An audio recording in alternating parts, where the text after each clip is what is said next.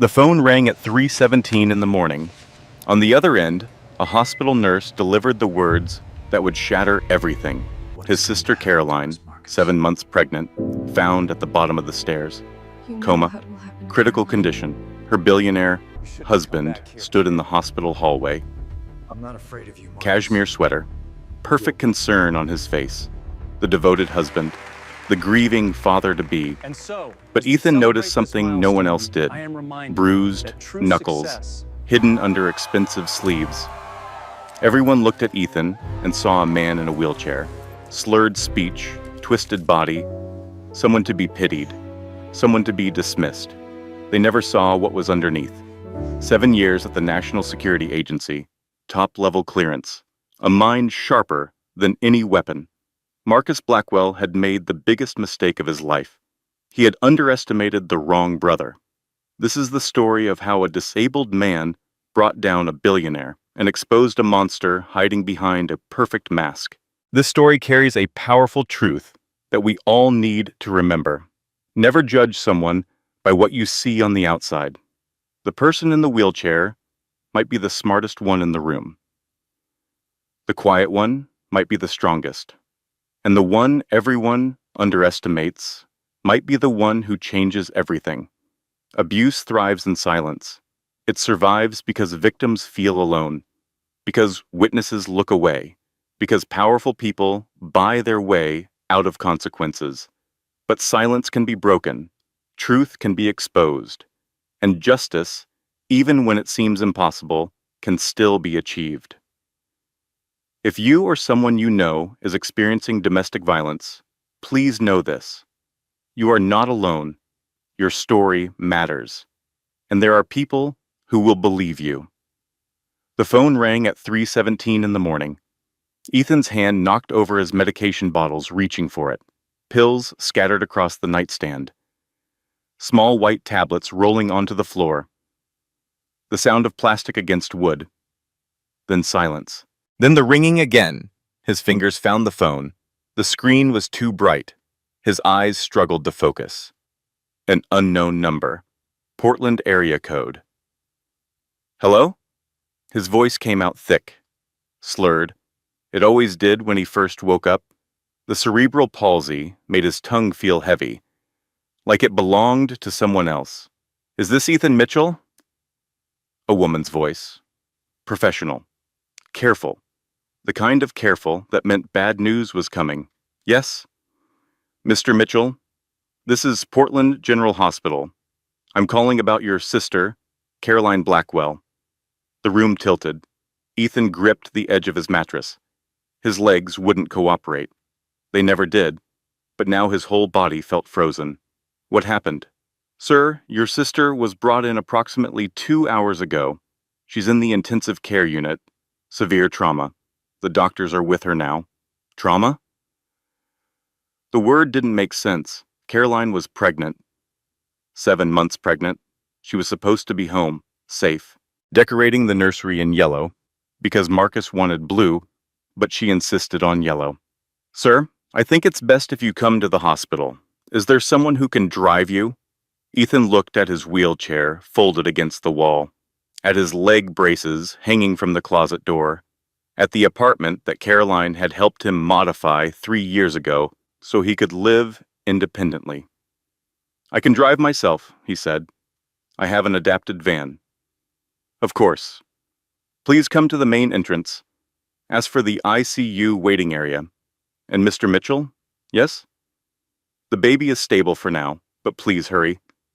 The line went dead. For a moment, Ethan sat in the darkness. The medication bottles were still on the floor. His phone screen had gone black. Somewhere outside, a car alarm wailed and then stopped. He reached for his leg braces. The drive to Portland General took 43 minutes. Ethan's adapted van had hand controls for acceleration and braking. Caroline had researched for months to find the right modifications. She had test-driven 6 different systems before choosing this one. She had sat beside him during his first nervous attempts at highway driving. She had never given up on him, not once. Rain streaked the windshield. The wipers beat a steady rhythm, back and forth, like the heart monitor he imagined at the hospital, beeping, steady, alive. His phone buzzed. A text message. He glanced at the screen. Sam Parker, his former colleague from his days at the agency. They still kept in touch. She had access to systems that regular people didn't know existed. The message read, "Saw the police report, flag. What happened?" Ethan didn't answer. Not yet. He needed to see Caroline first. He needed to understand. The hospital parking garage was nearly empty at this hour. His wheelchair lift hummed as it lowered him to the concrete. The sound echoed off the walls. Lonely, mechanical. He wheeled himself toward the entrance. The automatic doors slid open. Fluorescent lights flooded his vision. Everything looked pale, washed out, like color had been drained from the world. A nurse approached. She had the face, the one they must teach in nursing school. Soft eyes, gentle voice, the bad news face. "Mr. Mitchell? Where's my sister?" "I'll take you to the ICU waiting area. The doctor will be with you shortly." "I want to see her. Sir, the doctors are still working, but I can tell you what we know so far." They moved through hallways that smelled of antiseptic and fear, past rooms with closed doors, past machines that beeped and hummed, past life and death separated by thin walls. The nurse spoke as they walked. Her voice was steady, professional. "Your sister was brought in with severe trauma, swelling on the brain, 3 broken ribs, a ruptured spleen, significant internal bleeding." Each word was a hammer blow. Ethan's hands tightened on his wheelchair rims. "The baby?" "Stressed but stable. We're monitoring closely. The next 24 hours are critical." "What happened to her?" The nurse hesitated, just for a moment, just long enough for Ethan to notice. Her husband said she fell down the stairs. Stairs? The word hung in the air. Heavy. Wrong. Caroline had grown up in Maine. She had navigated ice storms every winter since she could walk. She had hiked Mount Katahdin at 4 months, pregnant, without a single stumble. She had spent her whole life being careful, being sure-footed, being strong, and now someone wanted him to believe she had fallen downstairs. "Her husband," Ethan said slowly. "Where is he?" "Mr. Blackwell is in the waiting area. He's been here since the ambulance arrived. He's very concerned." They rounded a corner, and there he was. Marcus Blackwell stood at the end of the hallway, 6'3", broad shoulders, silver at the temples that made him look distinguished. Rather than old, he wore a cashmere sweater that probably cost more than Ethan's monthly rent. His face was arranged in perfect concern, the devoted husband, the worried father-to-be. He turned when he heard the wheelchair. "Ethan." His voice was warm, rich, the voice that had charmed investors and board members, and Ethan's own sister. "Thank God you're here. She's going to need her family." Ethan stopped his wheelchair 3 feet from his brother-in-law. He looked up at the man who towered over him, the man who had everything. Money, power, respect, the man who had married Caroline 2 years ago in a ceremony that cost more than most people's houses. "What happened?" Ethan asked. Marcus's face crumpled. Perfectly. Like he had practiced it. "I don't know. I was in my study. Working late. I heard a crash. I ran out and found her at the bottom of the stairs. She wasn't moving." His voice cracked. "I called 911 immediately. I did everything I could." Ethan watched him, studied him. His years at the agency had taught him to read people, to notice what they didn't want him to see. Marcus's sweater sleeves were pulled down past his wrists, unusual for a man who usually rolled them up. His hands were hidden, shoved into his pockets. "Can I see her?" Ethan asked. "The doctor said to wait, but they'll let us know soon. Marcus stepped closer, put a hand on Ethan's shoulder. The concerned brother-in-law. I'm so glad you're here. She would want you here. Ethan nodded, said nothing, but he noticed. When Marcus reached out, his sleeve rode up. Just an inch, just for a moment. The knuckles on his right hand were bruised, red and swollen, the kind of marks that came from hitting something hard, or someone. Marcus saw him looking. His sleeve dropped back down immediately. His smile didn't waver. Coffee? He asked. It's going to be a long night. Ethan's stomach turned. His mouth tasted like metal. No, he said. I'll wait here. Marcus nodded, squeezed his shoulder, walked away toward the vending machines. Ethan sat in his wheelchair in the fluorescent light. His body was twisted and slow. His speech was thick and difficult.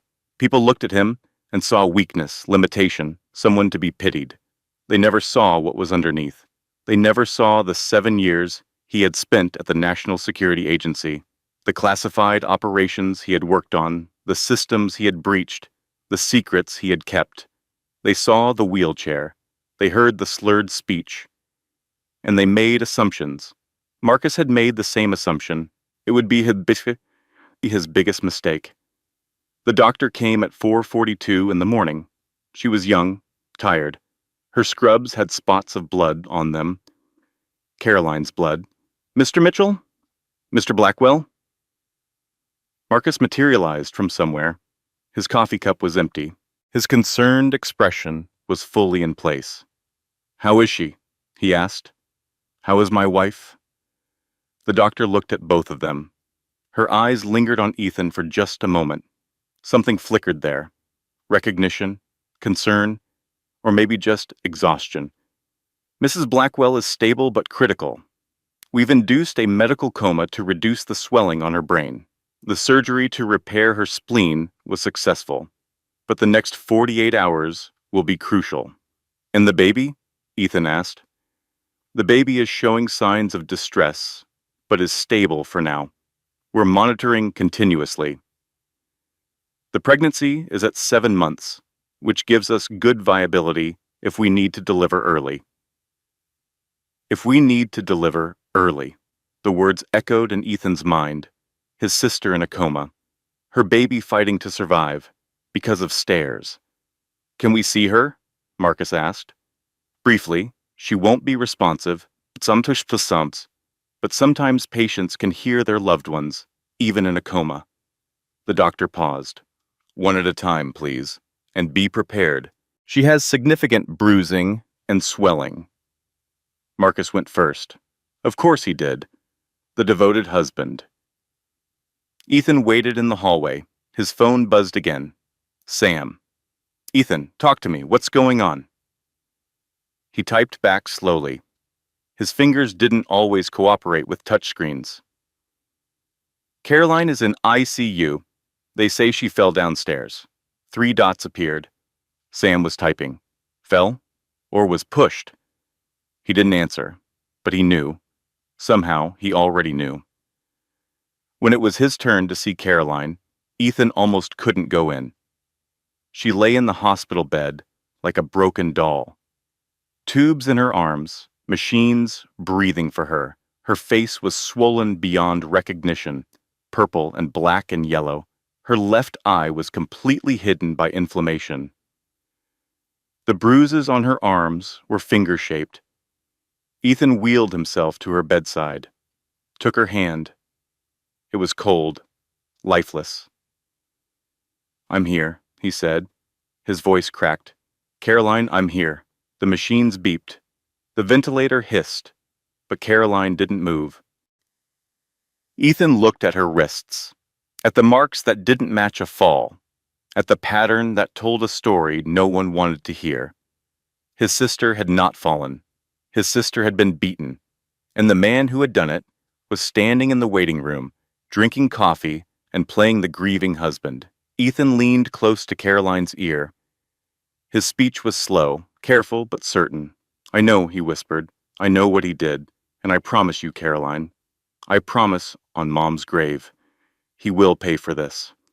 Her finger twitched, just barely, a tiny movement that could have been nothing. But Ethan felt it. She had heard him. The morning light came gray and cold through the hospital windows. Ethan had not slept. He sat in the waiting area, his wheelchair parked in the corner, watching Marcus perform his role. The concerned husband made phone calls, spoke to doctors, accepted sympathetic hugs from friends who arrived with flowers. No one questioned his story. No one looked at his knuckles. No one asked why a woman, who had never fallen in her life, had suddenly tumbled down a staircase. Ethan's phone buzzed. Sam again. I ran a preliminary check. You need to see this. He typed back. Send it. The files arrived moments later. Court records that should have been sealed, financial documents that should have been private, the kind of information that regular people couldn't access. But Ethan was not regular people, and neither was Sam. He scrolled through the documents, his stomach twisted tighter with each page. 2 previous girlfriends. Both had ended up in emergency rooms with mysterious injuries. One had a broken arm from falling off a ladder. The other had a concussion from hitting her head on a car door. Both had received large cash settlements. Both had signed non-disclosure agreements. And then there was Diana Mercer, Marcus's first wife, married for 3 years, died in a car accident 7 years ago. The driver of the other vehicle was drunk. Case closed. Except the accident report had inconsistencies. The angle of impact didn't match the witness statements. The drunk driver had no memory of the accident and had always maintained his innocence. And Diana had been 2 months pregnant when she died. Ethan stared at the screen. His hands were shaking. Not from his condition. From rage. His phone buzzed again. Sam's message was short. Diana Mercer isn't dead. She's in hiding, and she's been waiting 7 years for someone to believe her. Dr. Rebecca Holloway found Ethan in the hospital chapel. He wasn't praying. He didn't know how, but the chapel was quiet, private, a place where no one would overhear. Dr. Holloway was 55 years old, kind eyes, careful hands. She had been Caroline's obstetrician for 2 years. She had monitored every checkup, every ultrasound, every concern. Mr. Mitchell, she closed the door behind her. I need to speak with you privately. About Caroline? About a pattern. She sat in the pew across from him. Her hands held a folder, medical records. Ethan could see the hospital logo on the cover. Your sister was very careful about which hospitals she visited, Dr. Holloway said. Never the same one twice. Always emergencies far from home. She opened the folder, showed him the pages inside. 4 emergency room visits in 2 years. The first was 18 months ago. A broken wrist. Caroline had said she fell off a ladder while hanging curtains. The second was 14 months ago. Bruised ribs. She claimed she had been in a minor car accident. The third was 9 months ago. A concussion. She said she had hit her head on a kitchen cabinet. The fourth was 5 months ago. Severe bruising on her torso. She had attributed it to a fall in the shower. Each visit was at a different hospital. Each explanation was plausible on its own, but together, they formed a picture that Dr. Holloway had seen too many times before. I tried to talk to her. The doctor said, last month during her prenatal appointment. I asked if everything was okay at home, if she felt safe. What did she say? She said she was fine. She said Marcus was wonderful. She smiled and changed the subject. Dr. Holloway's voice was heavy. But her eyes told a different story. Ethan looked at the medical records, at the documentation of his sister's pain, at the evidence that had been hiding in plain sight. He had visited Caroline a dozen times in the past 2 years. He had seen her at Christmas dinners and birthday parties. He had watched her laugh at Marcus's jokes and lean into his embraces. He had never seen the truth, because he hadn't wanted to see it, because it was easier to believe that his sister was happy. that she had found her fairy tale, that the billionaire who swept her off her feet was everything he appeared to be. The guilt hit him like a physical blow. "I knew something was wrong," he said slowly. The words came out thick and heavy. "I felt it. I saw the signs, and I did nothing." Dr. Holloway reached across the aisle, touched his hand. "You couldn't have known," she said. "Abusers are experts at hiding, and victims are experts at protecting them." Why would she protect him? Because she loved him, because she was afraid, because she thought she could change him. The doctor's voice was gentle but firm. Because leaving is the most dangerous time, and she probably knew that.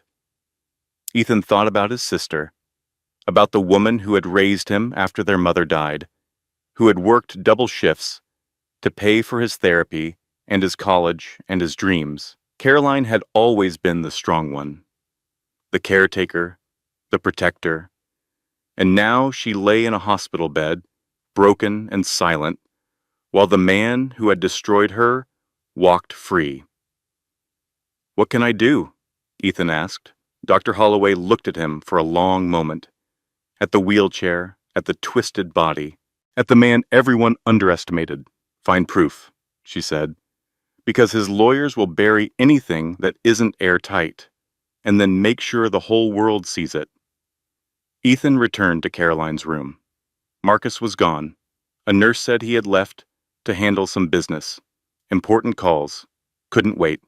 The room was quiet, except for the machines. Beep, hiss, beep, hiss. The rhythm of life being sustained by technology. Ethan wheeled himself close to the bed, took Caroline's hand again. "Remember when Mom died?" he said softly. "You were 21. I was 18. The doctor said I would never live independently. They said I would always need full-time care." The machines continued their steady beat. "You told them they were wrong. You said I was the smartest person you knew. You said my body might be broken, but my mind was perfect." His voice cracked. "You fought for me, Caroline. You never stopped fighting." Her hand was still, cold. "Now it's my turn to fight for you." He pulled out his phone, called Sam. "I need everything," he said. "Every shell company, every offshore account, every NDA he ever paid for, every woman he ever hurt. That's going to take time. And resources. I have time, and I have you." Sam was quiet for a moment. Then, "This is personal for you. He hurt my sister. He almost killed her baby. He's been doing this for years, and no one has stopped him." Ethan's jaw tightened.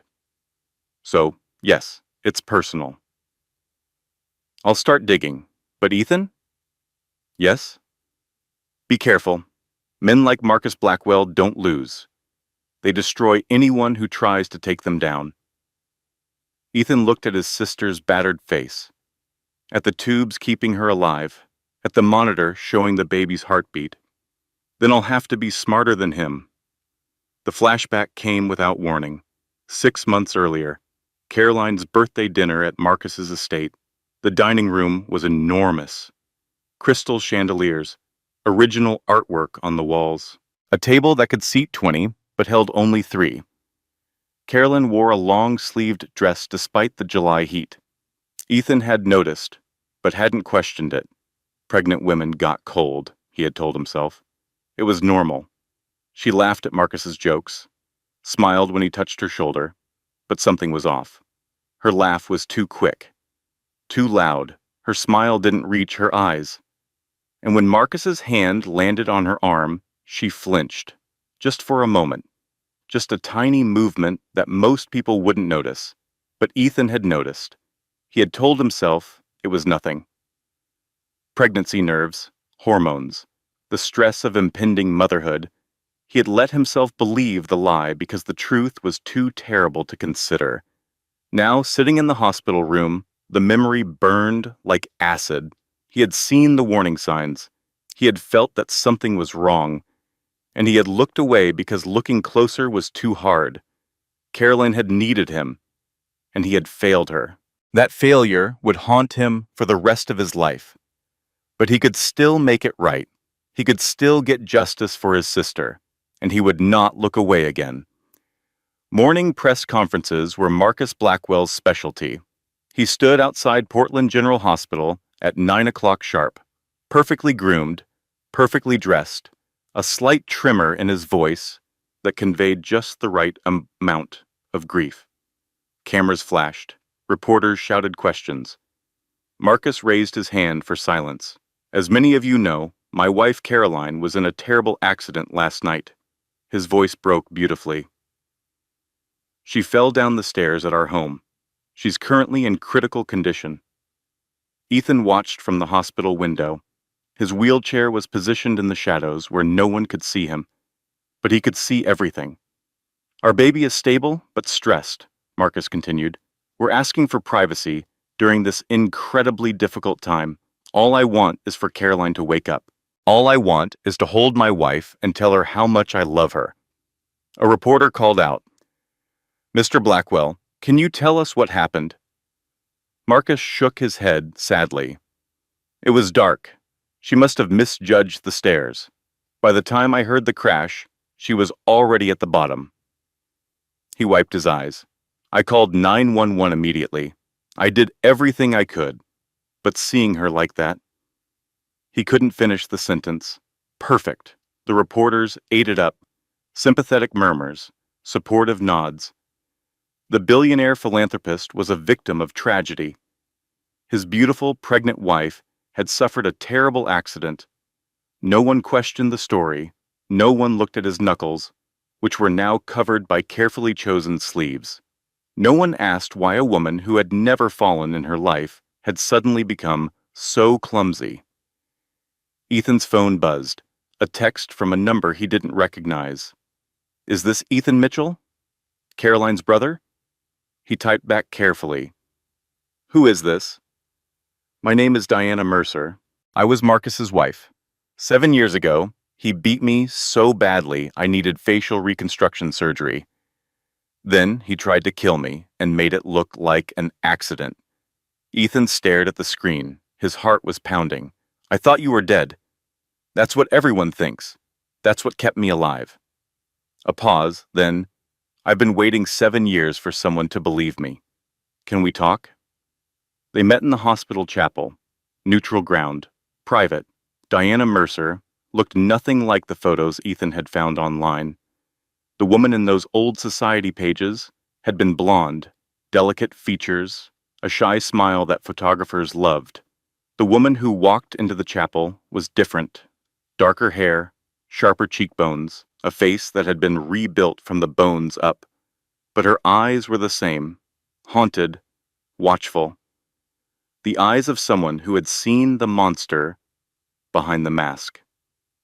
You survived, Ethan said, barely. Diana sat in the pew across from him. Her voice was quiet, controlled. He beat me for 3 years before he finally tried to kill me. The night it happened, I was 2 months pregnant. What happened? He found out I had talked to a divorce lawyer, that I was planning to leave. Her hands clasped in her lap, white-knuckled. He lost control completely. When he was done, I couldn't see out of my left eye. I had 4 broken ribs, internal bleeding. Ethan felt sick. The pattern was so clear now, so obvious. He put me in the car himself, Diana continued. Said he was taking me to the hospital, but he took a different route, a back road near a cliff. She paused. The other driver was a man named Gerald Patterson. Marcus had paid him $50,000 to get drunk and run me off the road. He was supposed to kill me and then claim it was an accident. But you survived. The car went off the cliff. Gerald's car followed. He died on impact. I was thrown through the windshield. Diana touched her face. The scars were faint now, hidden by years of surgery. I spent 6 months in a hospital in Mexico. Another year in recovery. By the time I could function again, I was already dead. Dead? Legally dead. Marcus had the body identified as mine. Dental records, can be manipulated when you have enough money. The case was closed. The grieving husband moved on. Ethan processed this. The scope of Marcus's deception was staggering. Not just abuse, not just attempted murder, a complete cover-up involving falsified records and paid conspirators. "Why didn't you go to the police?" Diana laughed. It was a bitter sound. "I did. 3 times, different jurisdictions, different years. Each time the investigation went nowhere. Witnesses recanted. Evidence disappeared. The investigating officer on my original case now works for Marcus's security company. He bought them. He buys everyone: judges, prosecutors, journalists, anyone who might be a threat." Diana leaned forward. "That's why I've been waiting. I have documents, medical records, financial transfers, a recording of him admitting what he did." "A recording?" "From the night he tried to kill me, he didn't know I'd started keeping evidence. Insurance." Her voice was steady, but her eyes burned. "I've kept it hidden for 7 years. Waiting for proof that he did it again. Waiting for someone he couldn't discredit." Ethan understood then why she had reached out, what she saw in him: the disabled brother, the man in the wheelchair, the one everyone underestimated. Marcus could discredit a former wife who had supposedly died. He could discredit angry ex-girlfriends with settlement money. But how would he discredit a grieving brother who was simply trying to protect his sister? "He doesn't know you're alive?" Ethan asked.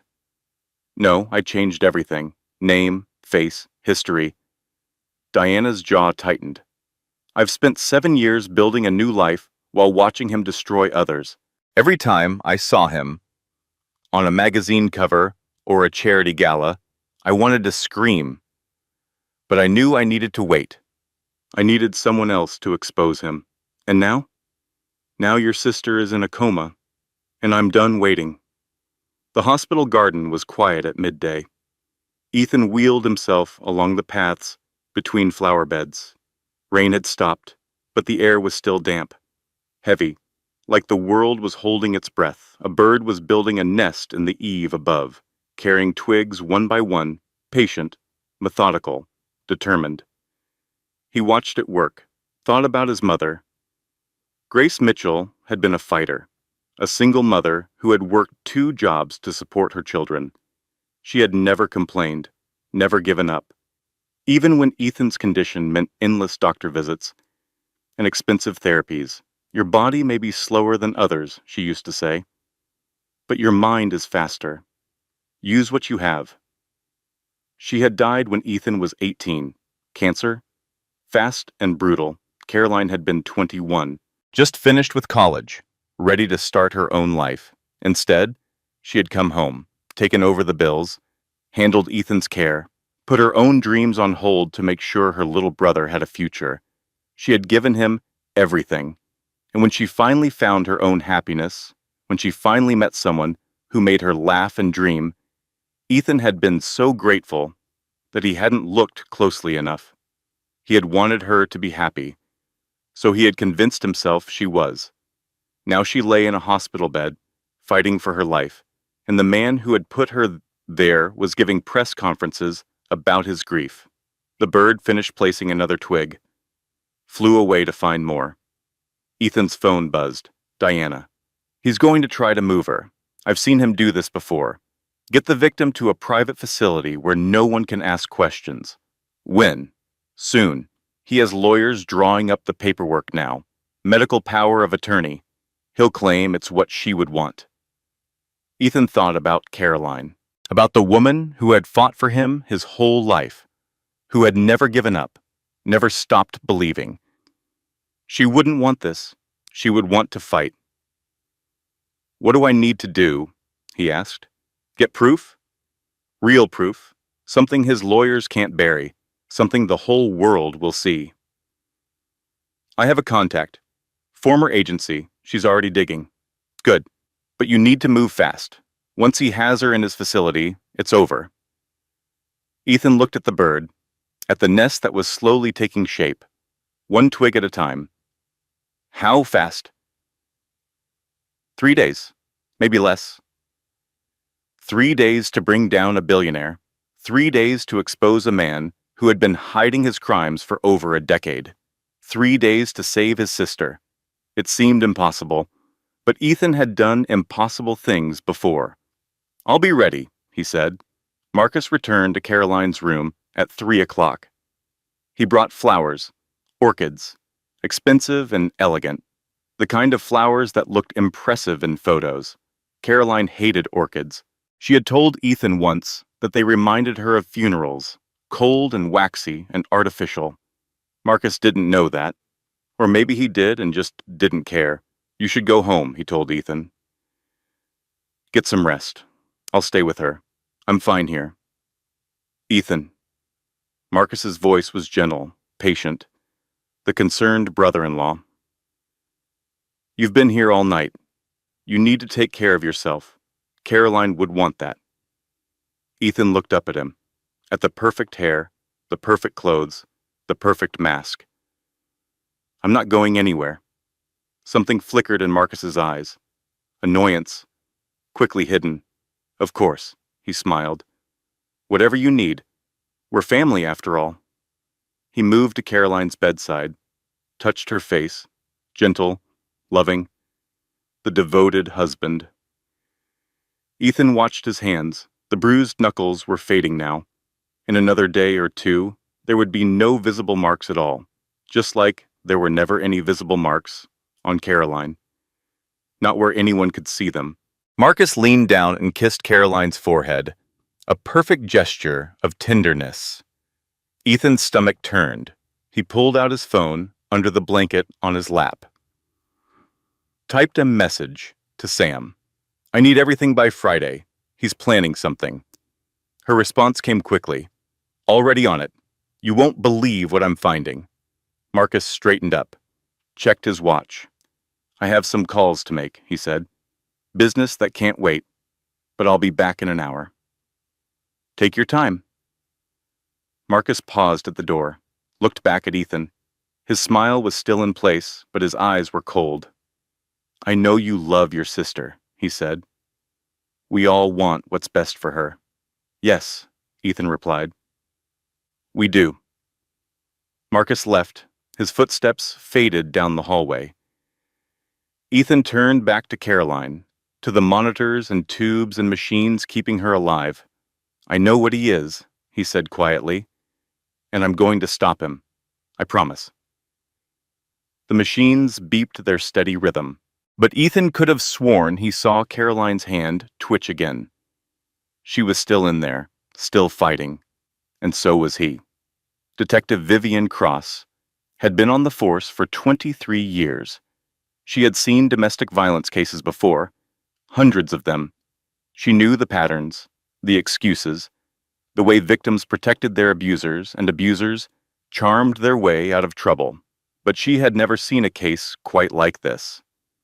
She arrived at the hospital at 9 in the morning, gray hair pulled back in a tight bun, eyes tired but sharp, a notebook in her hand that had seen better days. "Mr. Mitchell?" She pulled up a chair across from Ethan's wheelchair. "I'm Detective Cross. I'm investigating your sister's accident." "It wasn't an accident." Cross's expression didn't change. "What makes you say that?" "The bruises on her wrists are finger-shaped. Her medical history shows 4 previous emergency room visits in 2 years. Her husband's knuckles were bruised the night she was admitted." Cross wrote something in her notebook. Her pen moved slowly, deliberately. "Mr. Blackwell's statement says she fell down the stairs. My sister grew up in Maine. She's navigated ice storms her whole life. She hiked mountains during this pregnancy. She doesn't fall downstairs." "People do fall, Mr. Mitchell, especially pregnant women. Their center of gravity changes. They become unsteady." Ethan leaned forward. His voice came out slow and careful, fighting the slur that always got worse when he was emotional. "Look at her injuries. Look at where the bruises are. Look at the pattern. Cross studied him for a long moment, at the wheelchair, the twisted posture, the speech that marked him as disabled. She made a decision. Ethan saw it happen. The slight closing off, the subtle dismissal. I appreciate your concern, she said. Mr. Blackwell has a spotless reputation. He's donated millions to domestic violence shelters. He's on the board of 3 charities that help abuse victims. That's not irony, Ethan said. That's a cover. Cross closed her notebook. We'll continue investigating, but unless we find evidence of wrongdoing, there's nothing actionable here. What about the previous ER visits? Accidents happen, Mr. Mitchell, especially to busy people. What about the NDA payments to his former girlfriends? Cross paused. Her eyes narrowed slightly. What NDA payments? 2 women received settlements from Marcus Blackwell in the past 5 years. Both had been to emergency rooms with suspicious injuries. Both signed non-disclosure agreements. How do you know this? Ethan met her gaze steadily. I know how to find things. For a moment, something shifted in Cross's expression, a crack in the professional facade, but then it closed again. I appreciate the information, but without those women coming forward, there's nothing I can do. She stood. I'm sorry about your sister, Mr. Mitchell. I truly am, but I need evidence, not speculation. She left. Ethan sat in the empty waiting room. The fluorescent lights hummed overhead. Somewhere down the hall, a machine beeped its steady rhythm. He pulled out his phone, called Sam. I need to meet you, now. The diner was 3 miles from the hospital. Cheap coffee, plastic booths, the kind of place where no one looked twice at a man in a wheelchair having lunch with a woman in a rumpled jacket. Sam Parker slid into the booth across from him. She was 34 years old, dark hair cut short, eyes that missed nothing. They had worked together at the agency for 4 years. She had been one of the few people who never treated Ethan differently because of his condition. She judged people by their minds, not their bodies. I've been digging all night, she said. She slid a laptop across the table. Blackwell Enterprises is a maze. 12 different shell companies across 6 countries. Money flowing in and out like water. What about the women? 3 separate NDs that I've found so far. $2 million each for their silence. Sam's jaw tightened. The contracts are airtight. If any of them talks, they lose everything and face criminal prosecution. Can you find them? I already did. One is in Seattle, one is in Boston. Neither will talk to me. They're too scared. Ethan thought about this. $2 million was a lot of money, but fear was worth more than any amount of cash. What about Diana's accident? Sam pulled up another file. The investigating officer was a guy named Patterson. No relation to the driver, by the way. He closed the case in 3 weeks, ruled it a tragic accident. Let me guess, he got promoted. 6 months later, and his son got a full scholarship to Yale. Anonymous donor. Ethan's hands tightened on the table edge. The corruption ran deep. Every path led to a dead end blocked by Marcus's money.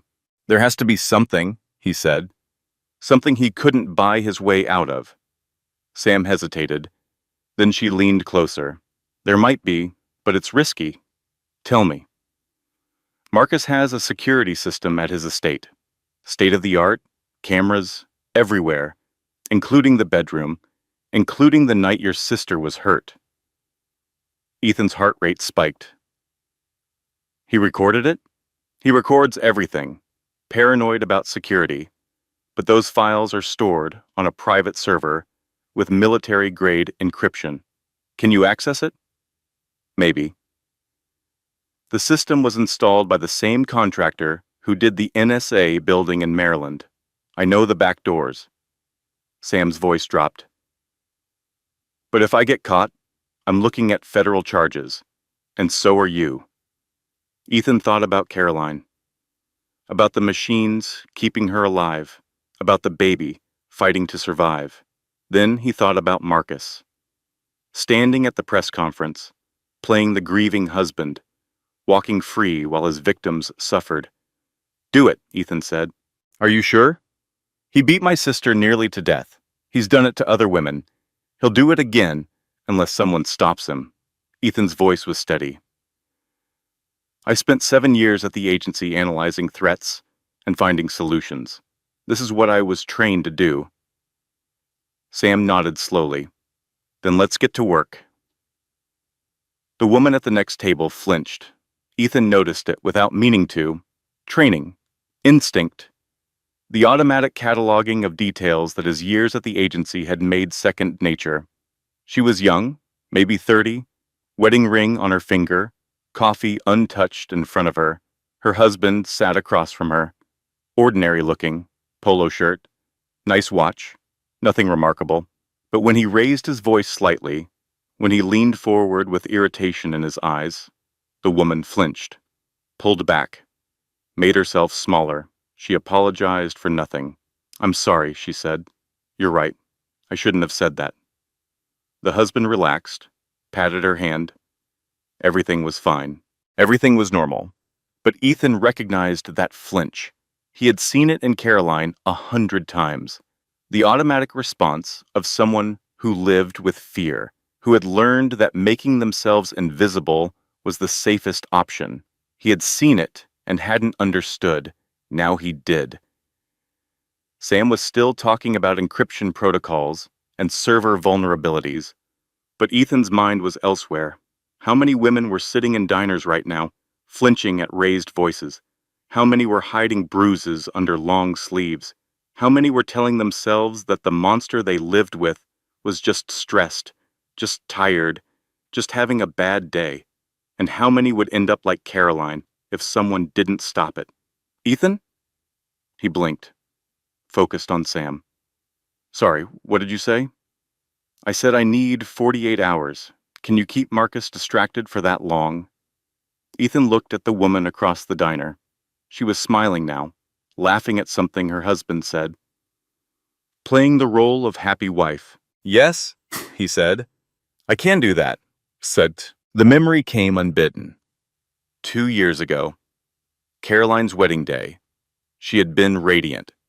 White dress that she had chosen herself, flowers in her hair, a smile that lit up the entire church. Marcus had spared no expense. Private jets flew in guests from around the world. The reception was at his estate. 300 people toasted the happy couple. Ethan had given a speech. Standing at his wheelchair, voice fighting to be clear, he had talked about his sister's strength, her kindness, her unwavering love. "I know you worry about me," Caroline had said afterward, adjusting his boutonniere. "But Marcus is different. He sees me, Ethan, not just what I can do for him. Me." She had believed it. Completely. Desperately. Because Marcus was good at making people believe. It was his greatest skill. Ethan remembered watching them dance, Caroline's head on Marcus's shoulder, his arms around her waist. The picture of perfect love. He had been so relieved, so grateful that his sister had finally found happiness after years of sacrifice. He had wanted to believe, so he had. And now Caroline was in a coma, and the man who had promised to love and protect her had nearly killed her. She believed in him because she wanted to believe. Because hope is harder to kill than trust. The truth of that settled into Ethan's bones, heavy and cold. He couldn't change the past. He couldn't undo the years of blindness. But he could make sure Marcus never hurt anyone again. That would have to be enough. The parking garage was empty at 9 o'clock at night. Ethan had stayed late at the hospital, sitting with Caroline, watching the monitors, waiting for any sign of improvement. The doctors said the swelling was going down. That was good news. But she was still in the coma, still silent, still fighting a battle no one else could see. He was wheeling himself toward his van when he heard the footsteps. They came from behind, slow and deliberate. echoing off the concrete walls. Working late? Marcus stepped out of the shadows. He was alone, no lawyers, no concerned friends, just him and Ethan and the empty garage. "I've been visiting my sister," Ethan said. "Yes, I noticed." Marcus walked closer. His shoes were expensive, Italian leather. They clicked against the concrete with each step. "I've also noticed other things. The questions you've been asking. The people you've been talking to." Ethan's hands tightened on his wheelchair rims. "I'm just trying to understand what happened." "What happened is that your sister had an accident. A terrible, tragic accident." Marcus stopped 3 feet away, looking down at Ethan from his full height. "That's the official story, and that's the only story. What if I don't believe that story?" Something shifted in Marcus's face, the mask slipping, the charming billionaire disappearing. What remained was cold, empty, predatory. "You think anyone will believe you?" His voice was flat now. No warmth, no performance. "The cripple with the speech impediment? Against me?" The word hit like a slap. Cripple. Ethan had heard it before. From bullies in school. From strangers who thought they were being funny. From people who saw his wheelchair and assumed they knew everything about him. But hearing it from Marcus was different. Because Marcus wasn't ignorant. He was deliberately cruel. "Your sister understood her place eventually," Marcus continued. "She learned when to speak and when to stay quiet, when to smile and when to cry." He leaned closer. "You'll learn too. I'm going to find out what really happened." "No, you're not." Marcus's smile was thin and sharp. "Because if you do, if you keep asking questions and talking to the wrong people, things might happen. Accidents, tragedies." He paused, let the threat hang in the air. "Did you know your sister's baby is still at risk? Premature delivery, complications. So many things can go wrong in a hospital." His voice dropped to a whisper. "I would hate for anything else to happen to your family." Ethan felt cold, real cold. The kind that started in your spine and spread outward until your whole body was ice. Marcus was threatening the baby, his own child. The life that Caroline had been protecting with her own broken body. "You would hurt your own child? I would protect my reputation, at any cost." Marcus straightened up. The mask slid back into place.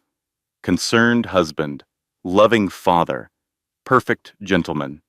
Think about that, Ethan. Think very carefully about what you want to do next. He walked away. His footsteps echoed through the garage, then silence. Ethan sat alone in the darkness. His hands were shaking. Not from cold, from rage. Marcus thought he had won, thought that his threat would be enough to silence a man in a wheelchair. Thought that Ethan would back down like everyone else had. He was wrong. The next morning, Ethan found Caroline's room full of lawyers. Thomas Ashford stood at the foot of the bed, 55 years old, expensive suit, the kind of smile that never reached his eyes. He was Marcus's personal attorney, had been for 15 years. He had buried more scandals than most people would ever know about. "Mr. Mitchell," he held up a folder. "We need to discuss your sister's care." "What about it?" "Mr. Blackwell has concerns about the quality of treatment at this facility. He believes Caroline would be better served at a private medical center. Better specialists, more personal attention." Ethan felt his stomach drop. This was exactly what Diana had warned him about. Moving Caroline somewhere private. Somewhere no one could ask questions. "She's stable here. The doctors are excellent." That may be true, but as her husband, Mr. Blackwell has the authority to make decisions about her care. Ashford opened the folder. "He has medical power of attorney. Caroline signed it 3 months ago. 3 months ago. Right after her last emergency room visit. The one she blamed on falling in the shower." Ethan looked at the document. Caroline's signature at the bottom. Shaky, uncertain. The signature of someone who was afraid. This isn't what she would want. With respect, Mr. Mitchell, you don't speak for your sister. Mr. Blackwell does. Ashford's smile widened slightly. The transfer will happen at the end of the week. Friday at the latest. Friday. 3 days away. I want to consult with her doctors, Ethan said. Of course, but ultimately, this decision rests with her husband. We're all on the same side here. We all want what's best for Caroline. The words were smooth, reasonable, the perfect cover for what was really happening. Marcus was going to move her, get her away from the hospital where people might ask questions, take her somewhere private where he could control everything. And then what? Another accident? A complication during transfer? A tragedy that no one could have predicted? Ethan looked at his sister, at the machines keeping her alive, at the baby growing inside her.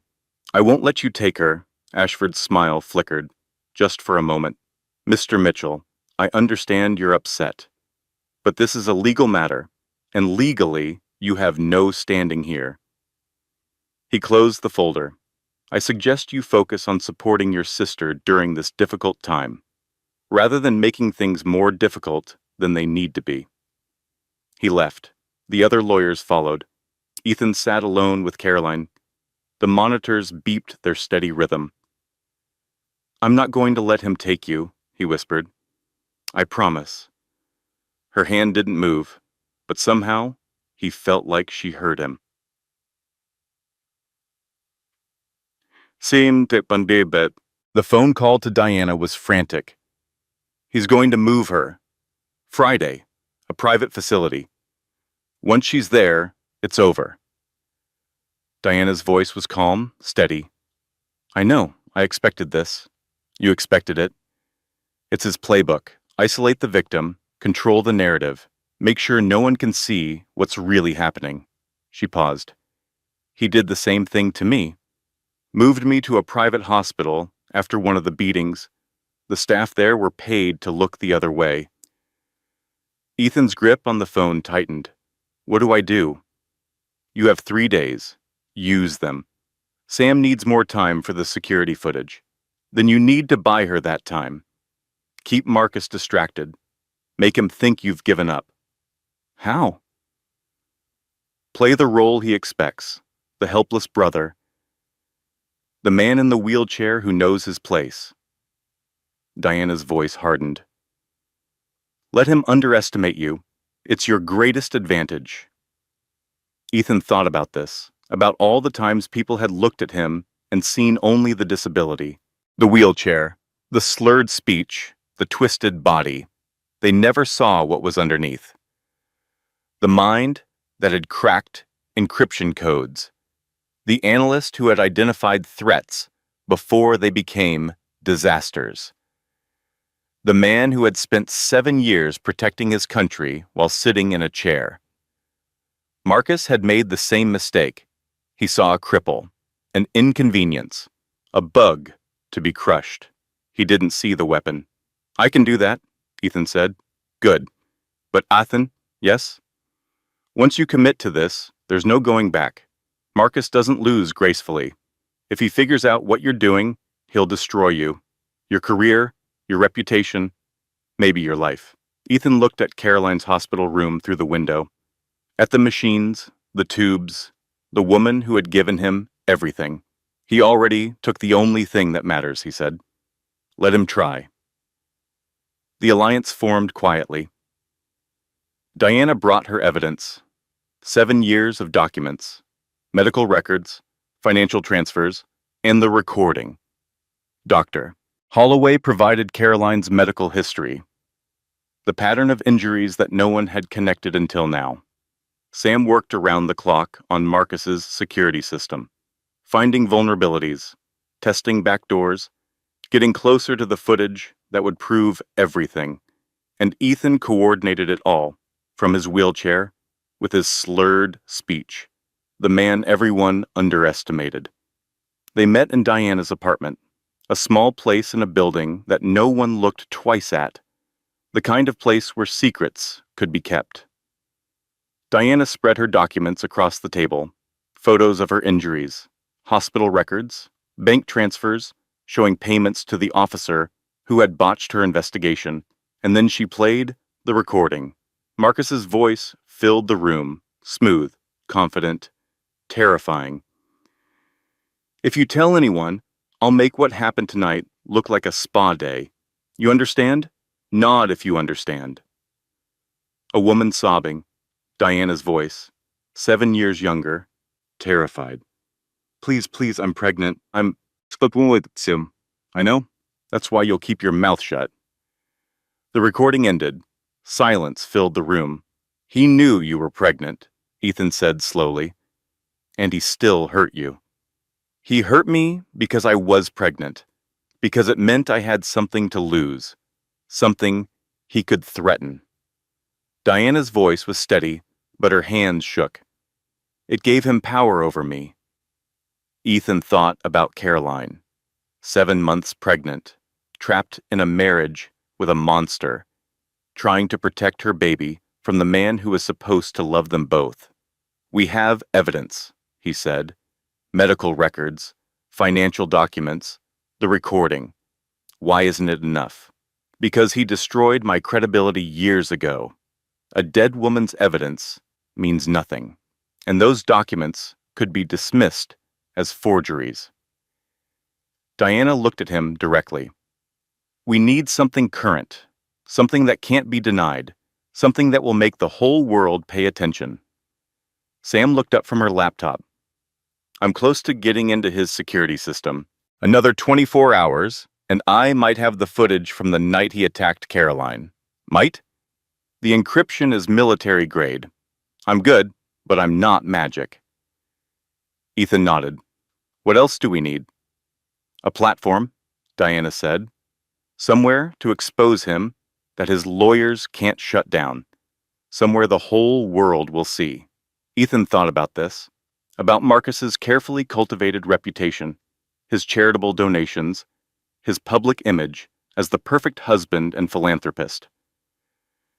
The Children's Hospital Gala, he said. Diana and Sam both looked at him. It's on Saturday. 500 guests. Live streaming, all the biggest donors in the state. Ethan's mind was racing now, fitting pieces together. Marcus is giving the keynote speech. He built his reputation on charity, on being the good guy. You want to take him down there? Sam asked. In front of everyone? I want to show everyone who he really is, in the place where it will hurt the most. Diana was silent for a moment. Then she nodded slowly. It could work.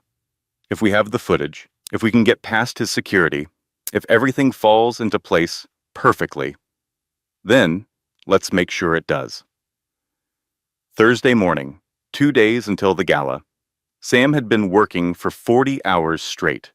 Dark circles under her eyes, empty energy drink cans scattered around her workspace. Her fingers flew across the keyboard with the intensity of someone racing against time. I'm in, she said. Ethan wheeled closer to her screen. His heart was pounding. You got the footage? I got everything. He installed cameras in every room, including the master bedroom. Sam's voice was grim, including the night he attacked Caroline. She pulled up the file. The timestamp showed the date. 3 days ago, 11:47 p.m. Are you sure you want to see this? She asked. Ethan nodded. He had to see. He had to know exactly what his sister had endured. Sam pressed play. The footage showed the Blackwell Mansion's master bedroom. Caroline was sitting on the bed. Her pregnancy was visible. Her hands were wrapped protectively around her belly. Marcus entered the frame. He was holding a drink. His movements were slightly unsteady. Drunk, but not incapacitated. I saw your phone, he said. His voice was conversational, calm. You were texting your brother, again. I just wanted to let him know about the baby's appointment. I told you, everything goes through me first. Marcus, he's my family. The glass shattered against the wall. Carolyn flinched, drew back. I'm your family now. Marcus's voice had changed, cold, empty. When are you going to understand that? I do understand. I'm sorry. I won't do it again. You keep saying that, and you keep doing it anyway. He moved closer. His shadow fell over her. Maybe I need to remind you what happens when you disobey me. What happened next was brutal. Ethan watched his sister try to protect her belly, heard her scream, saw Marcus's fists connect with her body, watched her fall, and Marcus grab her and throw her toward the stairs. The fall wasn't a fall. It was deliberate, calculated. Murder disguised as accident. The footage ended with Caroline lying motionless at the bottom of the stairs. Marcus standing over her, then calmly pulling out his phone and calling 911. His voice was perfect when he made the call, panicked, terrified. The devoted husband who had just found his wife at the bottom of the stairs. Ethan sat in silence. His hands were clenched so tight his knuckles were white. He threw her, he said. His voice came out as a whisper. He grabbed her and threw her down the stairs. Yes? And then he called 911.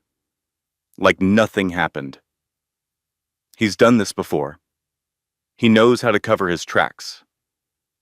Sam's voice was flat with controlled anger. But now we have proof. Proof, the word hung in the air.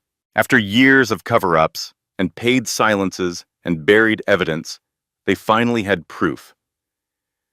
Can you copy this? Make sure it can't be traced back to us. Already done. Multiple copies on separate servers. If anything happens to us, this goes public automatically. Ethan nodded. The rage inside him was cold now, focused, like a blade being sharpened. What else did you find? Financial records. He's been moving money offshore for months. Millions of dollars to accounts that can't be touched by American courts. Sam pulled up another file. He's planning to run. Once Caroline is moved to his private facility, he's going to disappear. And take her with him? Or leave her there? Either way, she'd never be seen again. The scope of it was staggering. Not just abuse, not just attempted murder, a complete escape plan that would leave no witnesses and no evidence. We have to stop him, Ethan said. The gala is in 2 days. Can you hold it together until then? Ethan thought about Marcus, about the threats, about the smug certainty that he would win. I've been holding it together my whole life. 2 more days won't kill me. That night, Ethan sat alone in Diana's apartment. The documents were spread around him, evidence of Marcus's crimes, the recording, the footage, everything they needed to destroy him. But it wasn't enough. Not yet. He stared out the window. His reflection looked back at him, the wheelchair, the twisted body, the man the world saw as broken. What am I doing? The thought came unbidden. Marcus is right. I'm nobody. I can barely dress myself some mornings. I couldn't save my mother from cancer. I couldn't save Caroline from him. I can't save anyone. The doubt was familiar. It had followed him his whole life, whispering that he wasn't enough, that his body's limitations defined his worth, that no matter how hard he tried, he would always fall short. He thought about giving up, about giving, just disappearing. Let Marcus win. Let the powerful continue to crush the weak. What difference could one man in a wheelchair make? His phone buzzed. An unknown number, a video file. He opened it. Caroline appeared on the screen. She looked different. This was from months ago, before the latest attack. But her eyes were swollen from crying. Her voice was barely a whisper. Ethan, if you're watching this, something happened to me. I need you to know it wasn't an accident. It was never an accident. She paused, looked around nervously, making sure she was alone. I'm leaving this with someone I trust, because I know you'll find it. You always find things. You're the smartest person I know, little brother. Tears rolled down her cheeks. I'm sorry I wasn't brave enough to leave. I'm sorry I put you through this. But I know you won't stop until he pays. That's who you are. That's who Mom raised." The video ended. Ethan sat in the darkness. His face was wet. She had known. All along, she had known that something terrible might happen. And she had trusted him to find the truth, to get justice. She believed in me, even when I didn't believe in myself. He wiped his face, set his jaw. The doubt wasn't gone. It would never be gone. But it wasn't in charge anymore. He had work to do. The team assembled the next morning. Sam had the technical plan. Diana had the evidence. Dr. Holloway would be a witness. And Ethan had something none of them expected. "Detective Cross came to see me last night," he said. Diana's eyebrows rose. "The detective who dismissed you. She's been doing her own digging, off the record. Cases that went nowhere, witnesses who recanted, evidence that disappeared." Ethan pulled out his phone. "She wants to help. Can we trust her? She's been trying to get Marcus for years. Every time she got close, someone shut her down. Money, pressure, threats." Ethan met Diana's eyes. "She's done playing by their rules. What does she need from us?" "Everything we have, and a chance to arrest him publicly, somewhere his lawyers can't interfere." The room was quiet. They all knew what this meant. They were about to take down a billionaire, a man with unlimited resources and no conscience, a man who had killed before and would kill again. "The gala is tomorrow night," Sam said. 500 guests, live streaming, every major donor in the state. "Security will be tight," Diana added. "Marcus will have his own people there, but he won't be expecting us." Ethan looked around the room, at the women who had suffered, at the allies who had emerged from the shadows. He thinks he's already won. That's his weakness. And if something goes wrong, then we release everything anyway. The footage, the documents, the recording. Even if we fail tomorrow, the truth comes out. Diana nodded slowly. "Then let's make sure we don't fail." That afternoon, Ethan visited Caroline. Her room was quiet. The machines beeped their steady rhythm. The afternoon sun came through the window and painted patterns on the floor. "The doctors say you're getting better," he told her. "The swelling is down. They might wake you up soon." Her face was still bruised, but the swelling had reduced. He could see her features now. His sister's face, the face that had smiled at him through every challenge of his life. "I have to tell you something," he said. "I found the video you left. The one where you told me the truth." Her hand lay motionless on the white sheets. "I know I should have seen it sooner. I should have asked questions. I should have protected you." His voice cracked. "I failed you, Caroline, and I'm sorry." The machines beeped. The ventilator hissed. "But I'm not going to fail you again. Tomorrow night, we're going to expose him, in front of everyone. The whole world is going to see who he really is." He took her hand. It was warmer now. "Not so cold. I need you to hold on. Just one more day, then it's over. I promise." Her finger twitched. A tiny movement, almost imperceptible. But Ethan felt it. And he knew she had heard. Friday. The day before the gala, Ethan hadn't slept. His mind was racing through scenarios, plans and contingencies, everything that could go wrong, and how to prevent it. His apartment was covered in notes, timelines, names, access codes that Sam had extracted from Marcus's security system. The phone rang at 7 in the morning. Detective Cross. "We need to meet," she said. "I have something you need to see." The meeting was at a coffee shop across from the courthouse. Cross looked different out of her usual suit. Tired, older, like the weight of 23 years on the force was finally showing. "I've been a cop for a long time," she said. "I've seen a lot of things I wish I could forget, but nothing haunts me like the cases I couldn't solve. She slid a folder across the table. Marcus Blackwell has been on my radar for 7 years, ever since Diana Mercer died. The accident never made sense to me. The angles were wrong. The witness statements were inconsistent. But the case was closed. I know. My supervisor shut it down. Told me there wasn't enough evidence. Cross's jaw tightened. A week later, he bought a boat he couldn't afford on a detective's salary. Ethan opened the folder. More cases, more women, more suspicious accidents that had been ruled as nothing. These are all Marcus? I can't prove it, but yes, I believe they are. Cross leaned forward. He's been doing this for at least 15 years, maybe longer. And every time someone gets close to the truth, the investigation disappears. Why are you telling me this now? Because you're different.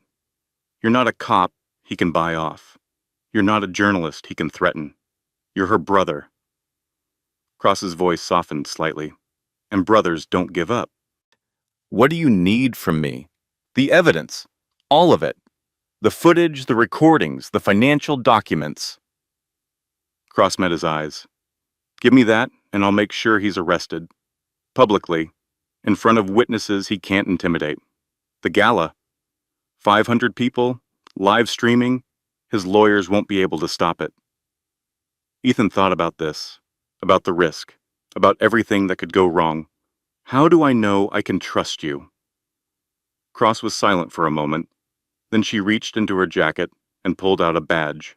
Her badge. She set it on the table. I've given 23 years of my life to this job. I've followed the rules, done everything by the book. And every time, men like Marcus Blackwell walked free because they could afford to. She pushed the badge toward him. Tomorrow night, I'm not following the rules anymore. I'm doing what's right. If that costs me my badge, so be it. Ethan looked at the badge, at the woman who was risking everything. We're going to need your help getting past security, he said. Tell me what you need. The plan came together piece by piece. Sam would handle the technical aspects. Hijacking the gala's audiovisual system. Broadcasting the footage to every screen in the ballroom. Diana would be there in person, ready to reveal herself as the wife Marcus had supposedly killed 7 years ago. Dr. Holloway would provide medical testimony, the pattern of injuries, the evidence of systematic abuse. Detective Cross would have officers standing by, ready to make the arrest the moment the evidence was shown, and Ethan would be the face of it all, the brother who had uncovered the truth, the man in the wheelchair that no one had suspected. What about the other women? Diana asked. The ones who signed NDAs? I've reached out to both of them, Ethan said. They're scared, but they're also tired of being scared. Will they come forward? I think so, once they see they're not alone, once they see that Marcus can actually be beaten. The room was quiet. Everyone understood what they were about to do. Take on a billionaire with unlimited resources. Risk everything for the chance at justice. Any second thoughts? Ethan asked. I've had 7 years of second thoughts, Diana said. I'm done thinking. It's time to act. Sam nodded. I've seen what he did to your sister. There's no way I'm backing out now. Dr. Holloway spoke quietly. I became a doctor to help people. This is helping people. Detective Cross checked her weapon. Let's bring him down. That night, Ethan sat alone in his apartment. The city lights flickered outside his window. Tomorrow would change everything, for better or worse. He thought about his mother, about what she would think if she could see him now. Grace Mitchell had been a fighter. She had raised 2 children alone, worked herself to the bone, never complained, never gave up. Use what you have, she used to say. Your body may be slow, but your mind is fast. He had used his mind for 7 years at the agency, analyzing threats, finding patterns, solving puzzles that others couldn't crack. But he had never used it for something this personal, this important. His phone buzzed. A message from Caroline's hospital room. The night nurse. She squeezed my hand tonight. The doctors say she might wake up soon. Ethan stared at the message. His sister was fighting her way back, clawing her way out of the darkness. He had to be worthy of that fight. He picked up his phone, called Diana. "Tomorrow," he said. "We end this tomorrow. Are you ready?" He looked at his reflection in the dark window, the wheelchair, the twisted body, the man the world underestimated. "I've been ready my whole life." Saturday night, the grand ballroom of the Fairmont Hotel. Crystal chandeliers sparkled overhead. 500 guests in black tie mingled with champagne glasses in hand. The cream of Portland society. Donors, politicians, business leaders. And at the center of it all, Marcus Blackwell. He stood near the stage, accepting handshakes and sympathy. The grieving husband, the devoted father-to-be, the generous philanthropist whose wife had suffered such a terrible accident.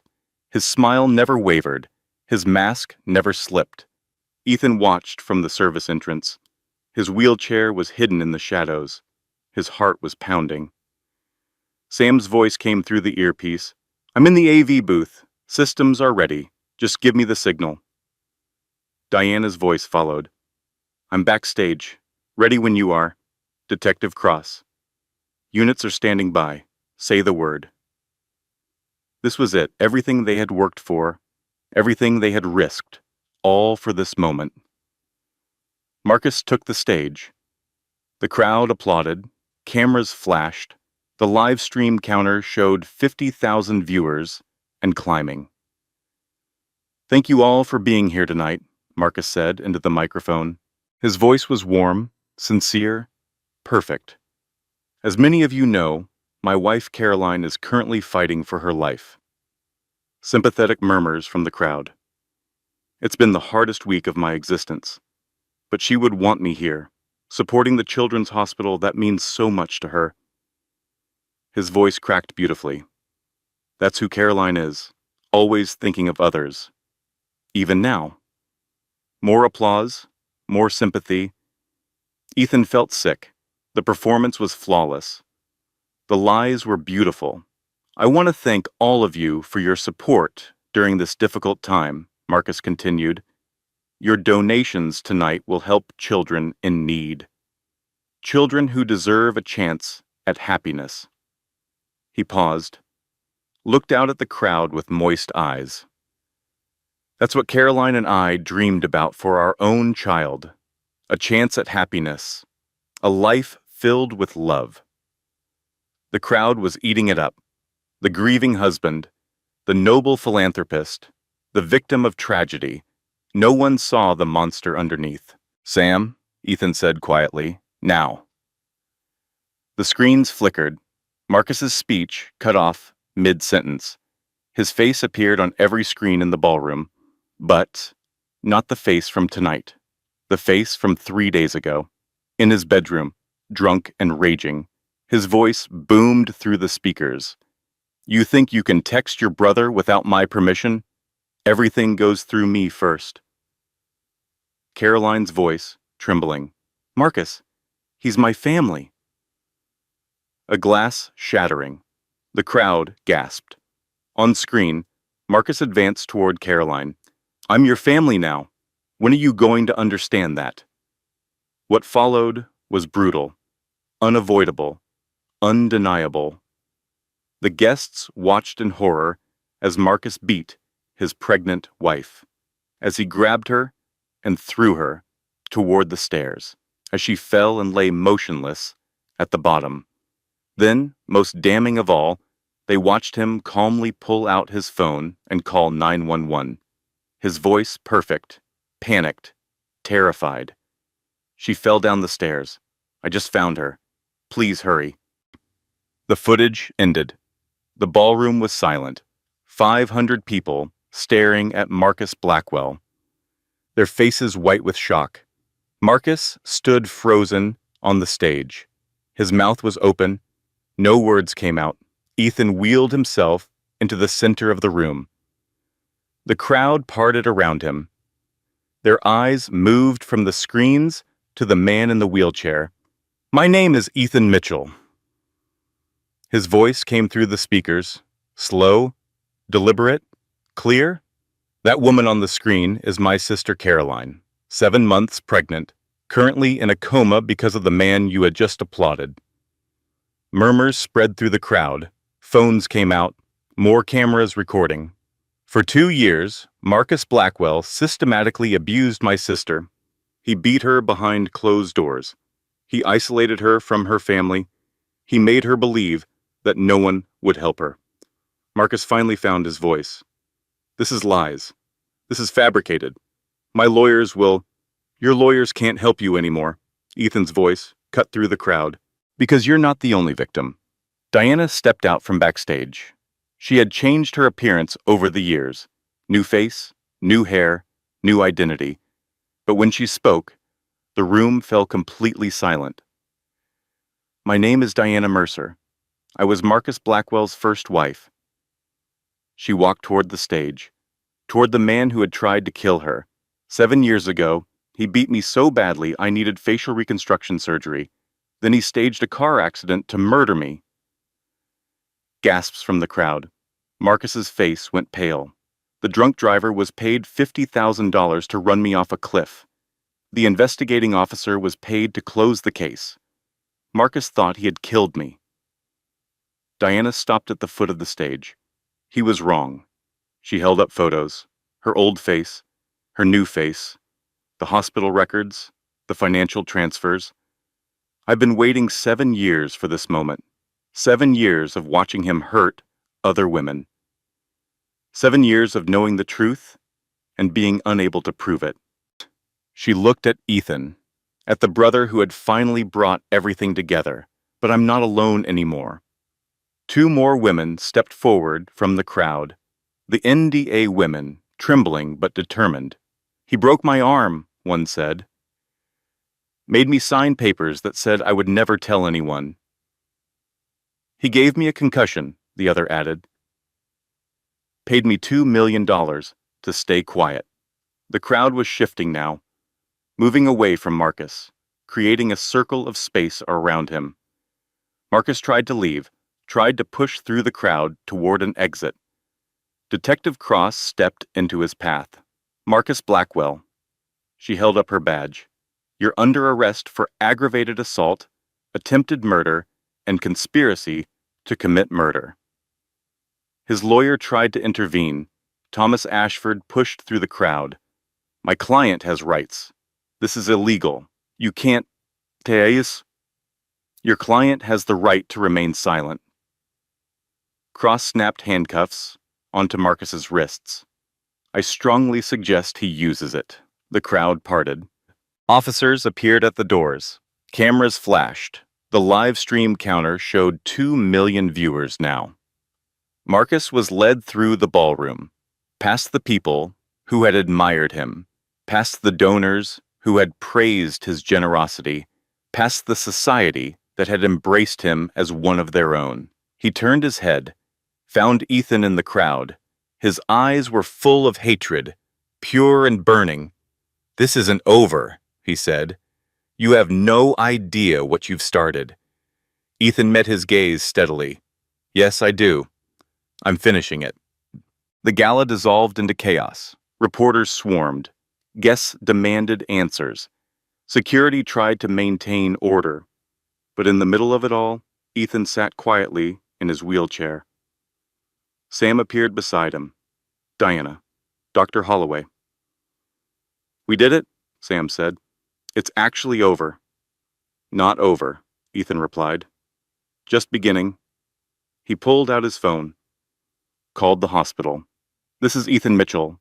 I need to check on my sister." The nurse's voice was excited.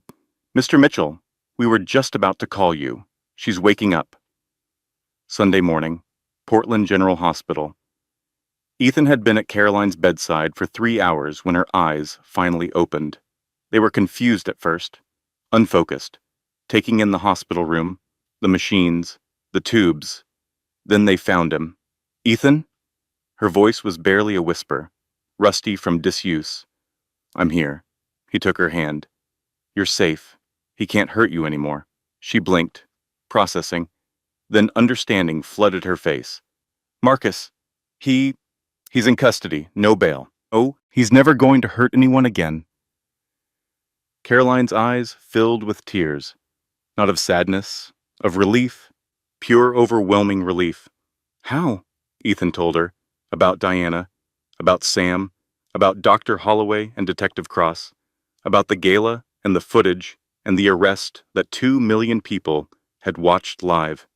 You did this, she whispered when he finished. My little brother, you saved me.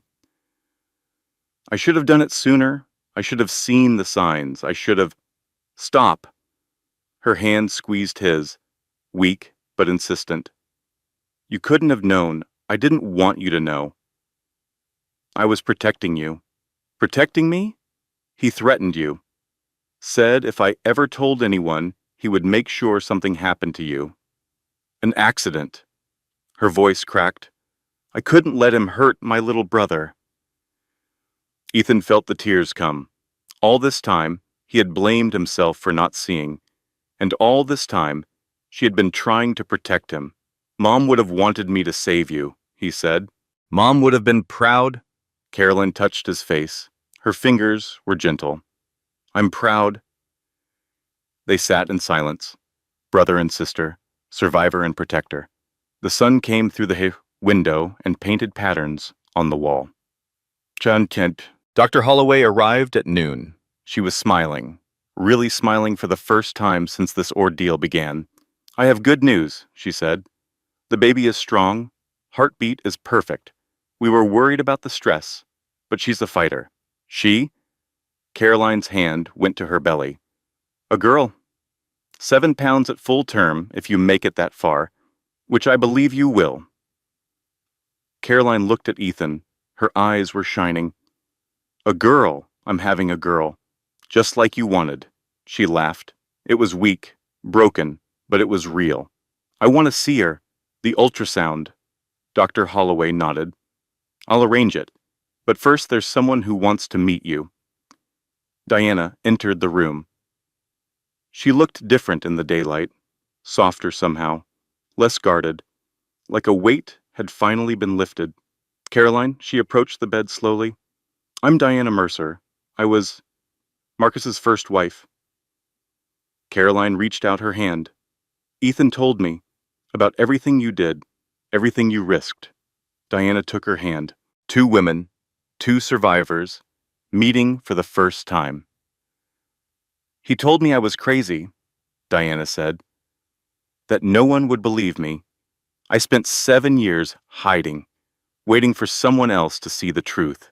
I spent 3 years apologizing. Caroline's voice was steady. Making myself smaller, believing I deserved what he did to me. But you didn't. None of us did. No. Caroline squeezed Diana's hand. We didn't. They sat together. The silence between them was not uncomfortable. It was understanding, recognition, the bond of shared trauma and shared survival. What happens now? Carolyn asked. Now we testify, Diana said.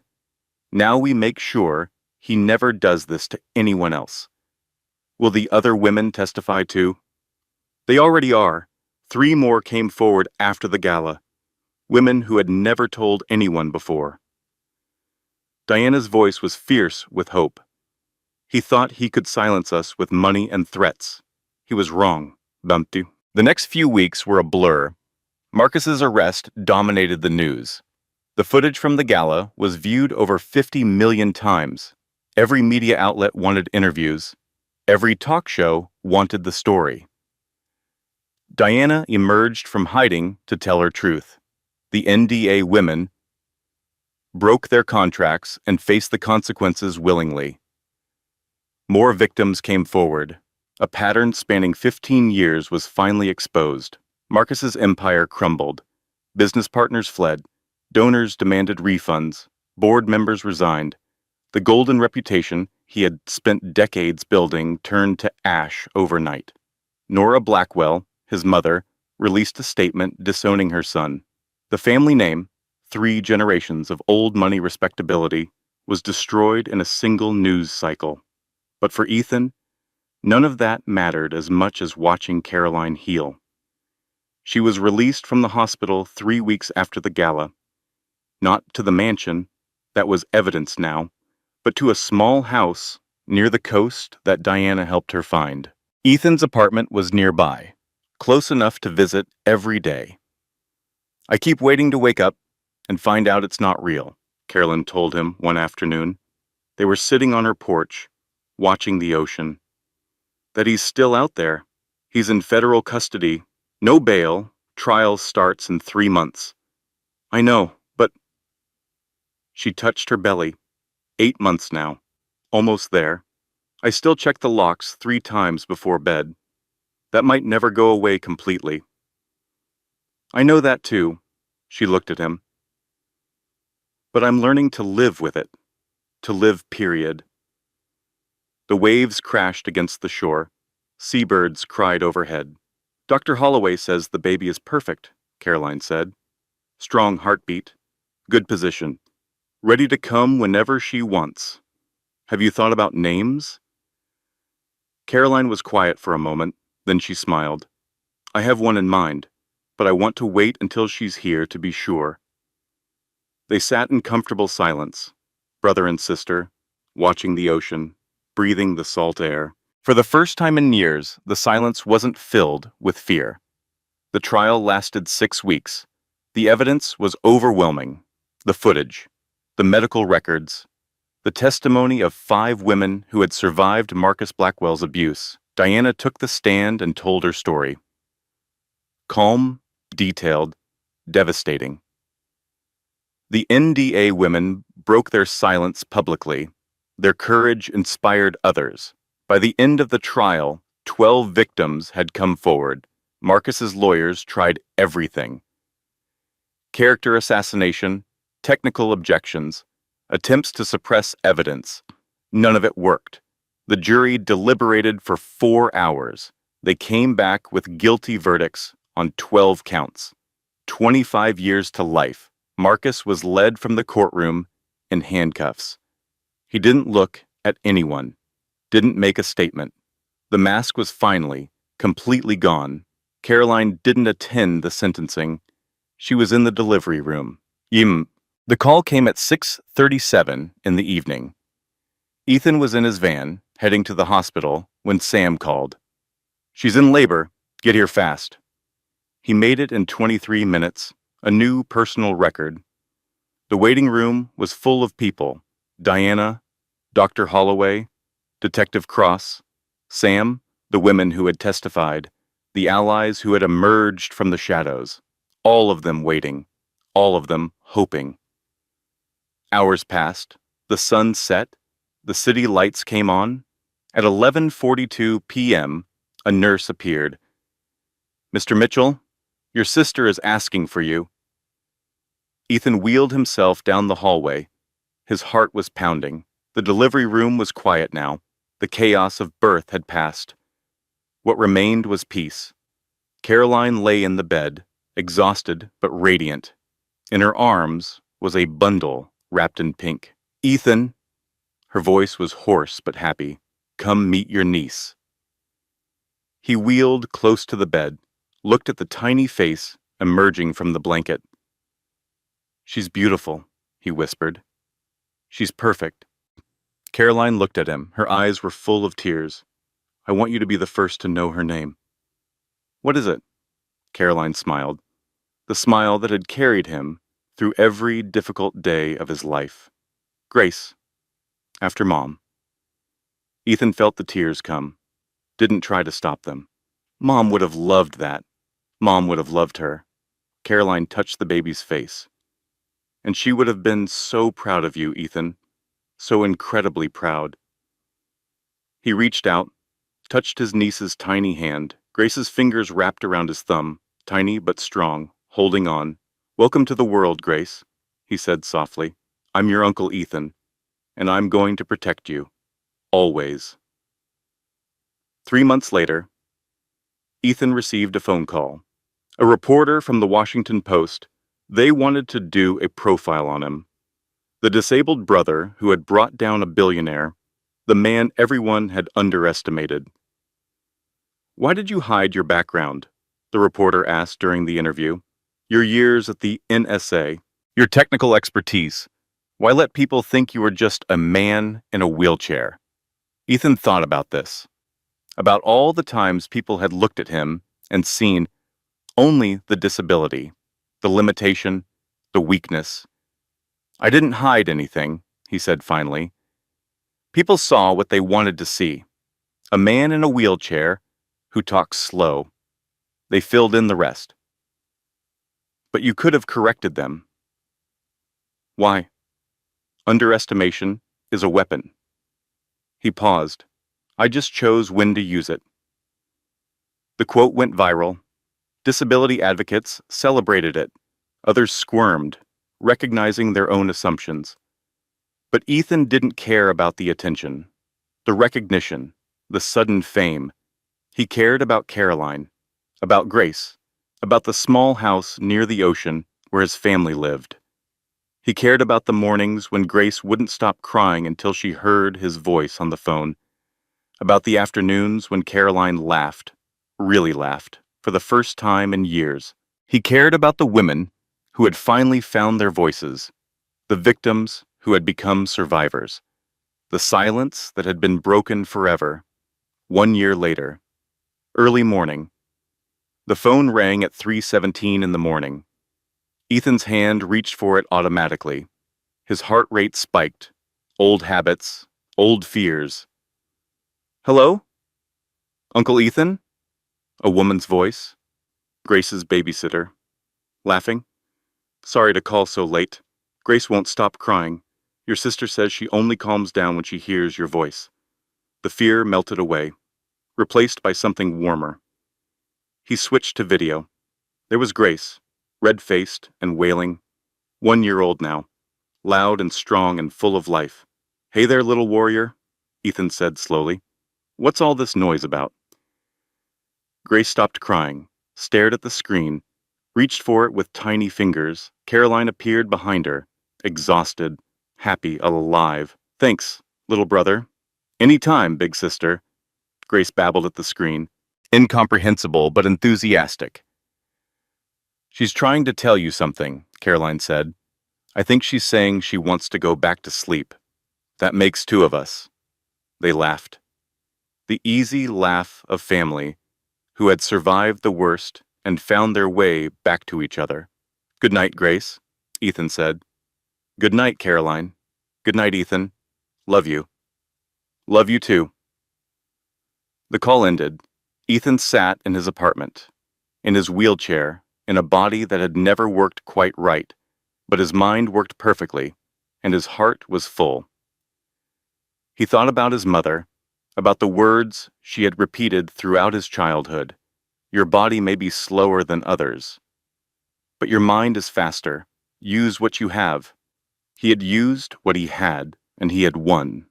Not just against Marcus, against every person who had ever looked at him and seen only weakness, against every voice that had told him he wasn't enough, against every doubt that had whispered that he couldn't make a difference.